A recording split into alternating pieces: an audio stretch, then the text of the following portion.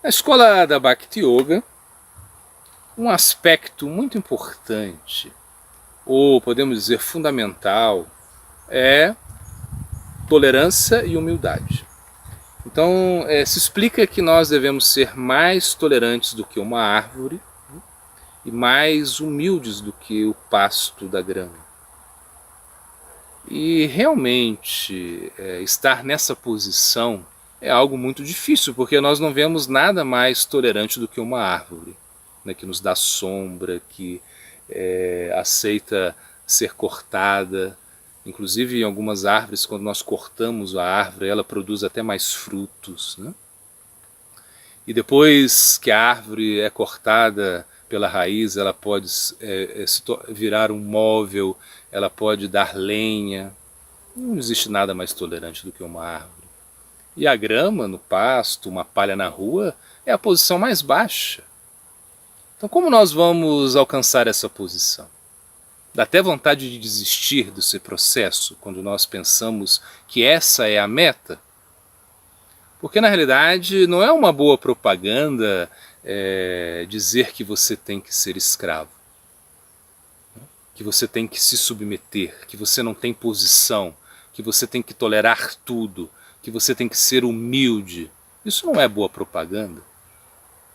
Então a nossa escola, ela não está muito preocupada com propaganda, ela não está muito preocupada em ter muitos seguidores.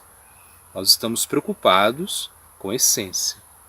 E se você quer humildade, se você quer tolerância, você tem que desenvolver rendição. Você tem que entrar no plano da rendição. É a única maneira. A rendição é a ponte que te leva a esse aspecto tão sublime. Você tem que aceitar que é preciso aceitar as coisas favoráveis, rejeitar as coisas desfavoráveis. Você tem que aceitar que você realmente não pode nada se você não depender de Deus. Então por isso, humildade, tolerância, esses aspectos tão sublimes da nossa escola Vaishnava, da nossa escola da Bhakti Yoga, devem ser buscados, sim, entretanto sempre com rendição.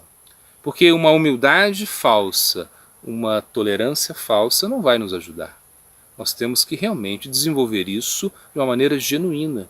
E somente entrando no plano da rendição nós podemos conseguir isso. Porque uma pessoa que tem rendição, uma pessoa que trabalha no âmbito da rendição, somente ela vai conseguir ser humilde e tolerante. Gaura Premananda.